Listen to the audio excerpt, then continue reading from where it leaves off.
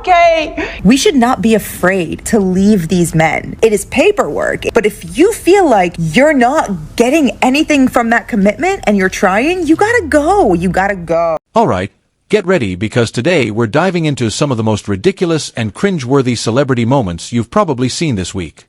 From failed sports comparisons to awkward virtue signaling, we're exposing the weirdest displays of celebrity behavior online. We've been running the show since, 10,000 BC? Something like that. And we're not doing so good. Isn't it just time for women to run the planet? I mean... Stick around until the end. You might lose faith in humanity or laugh so hard you cry. Before we get started, if you like this kind of content and want to see more, hit subscribe to help us reach more viewers. Thank you for your support. Now, let's get back to it. Let's start with Mia Khalifa. Yes, that Mia Khalifa. Apparently, she's been tracking her failed marriages and proudly shared her stats on TikTok. Former star Mia Khalifa has gone viral this week with some marriage advice that she offered to her Instagram followers. Oh, we're comparing stats. Baby girl doesn't know that I am Tom Brady at this game. And wow, she compared herself to Tom Brady, the guy with 7 Super Bowl rings. Married at 18, divorced at 21. Second marriage, married at 25, divorced at 28. Third engagement, engaged at 29, ended it at 30, but I kept the ring. I'm still keeping Tom Brady on his toes. Really, Mia? Comparing yourself to Tom Brady? Let's be real. Tom has championships. You have failed marriages. Not the same thing. This is what happens when women try to make sports analogies. Tom Brady has 7 Super Bowl rings because he was victorious in 7 Super Bowls. He won a lot. That's why he has the rings. But Mia is a loser, a failure. She keeps failing at marriage, and which makes her, if anything, the anti-Tom Brady of the marriage game. In fact... But wait, it gets wilder. Mia took her string of failed relationships and decided it gave her the right to give out relationship advice. Her hot take. We should not be afraid to leave these men. We are not stuck with these people. Marriage is not a sanctimonious thing. It is paperwork. It's something, it's a commitment you make to someone. But if you feel like you're not getting anything from that commitment and you're trying, you gotta go. You gotta go. You have to go.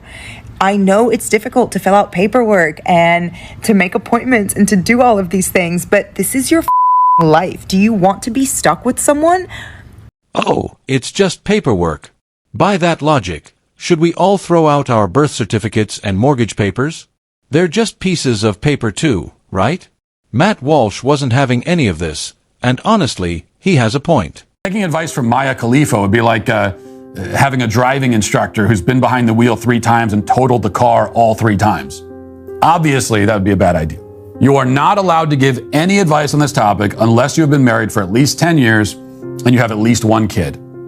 From there, the longer you've been in it and the more kids you have, the more seriously your advice can be taken. Speaking of misplaced confidence, let's talk about Katy Perry. You'd expect someone as famous as her to have a bit more empathy, right? Nope. Contestant on American Idol shared a deeply personal story about surviving a school shooting. May 2018, a gunman walked into my school. I was in art room 1, and he shot up art room 2 before he made his way to art room 1. Lost a lot of friends. 8 students were killed. 2 teachers were killed. A contestant on American Idol shared a personal story about surviving a school shooting. A moment like that should call for compassion, right? Well, not for Katy Perry. She turned the moment into a performance about her feelings instead. What you doing, Katie? Our country has failed us. Facts. This is not okay. You should be singing here because you love music. It's true. Not because you had to go through that. I agree. You didn't have to lose 8 friends. I hope that you remind people that we have to change. Matt Walsh called her out for this, saying it was classic narcissism. And honestly, can you blame him? We cannot ignore the incredible narcissism on display here by her. He is calmly recounting his own horrific experience, and Perry uses it as a platform to put on this over-the-top emotional performance. She even relates it back to herself somehow. I'm scared too, she says, as her fellow judges comfort her. They start patting her on the back and comforting her while the kid who was actually in the shooting stands there and watches.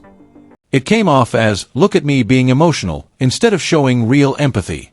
Sorry, Katie, but this was a total flop. If you're attempting to put yourself at the center of this person's suffering or deflect from it so that the focus is on you and your own emotions, then you are a classic narcissist. Now let's turn up the cringe. And Hathaway, everyone's favorite Devil Wears Prada icon, managed to ruin the 16th anniversary celebration of her film by rambling about Roe v. Wade. Why did you write that? Why was it important to you to write something like that? Because we're in the fight. Mm-hmm. Yeah. We're in the fight every day. We're in the fight every minute. And you mentioned the Devil Wears Prada turning sweet 16. Yeah. Some 16-year-old's life has been irrevocably changed because of the current overturning of Roe v. Wade. And in this character, I played a young woman who was starting out her career. And when you are a young woman starting out your career, your reproductive destiny matters a great deal. Yep. She managed to turn a movie discussion into a political lecture about abortion rights, claiming she thinks about Roe v. Wade all the time. I think about it all the time. I think we all think about it all the time. And what its implications are, and what it means to live in a country that puts us in this position. Again. Somehow, she even connected this back to fictional characters from the movie. And those characters aren't real. And focusing on the reproductive rights of fictional people feels like peak woke nonsense. Matt Walsh called her out on this, noting the irony. Asterisk The Devil Wears Prada asterisk is actually a story about how there's more to life than selfish ambition. Now, I've never seen The Devil Wears Prada, but I'm pretty sure that the film is largely set in New York. Women in New York can still get abortions, unless they don't exist because they're fictional, which is a logistical problem that will prevent them from doing a lot of things, including getting abortions. Also, again, not having seen it, my impression is that the movie has a rather dim view of selfish, career-obsessed people. That's like the Devil Wears Prada. So part of the moral of the story, from what I understand, is that there's more to life than professional ambition. But wait, there's more. Will Ferrell showed up at a women's event and declared, "Isn't it time women ran the planet? We men have been running things since 10,000 BC, and we're not doing so great." Forget about the entertainment world. Isn't it just time? Isn't it just time for women to run the planet? I mean,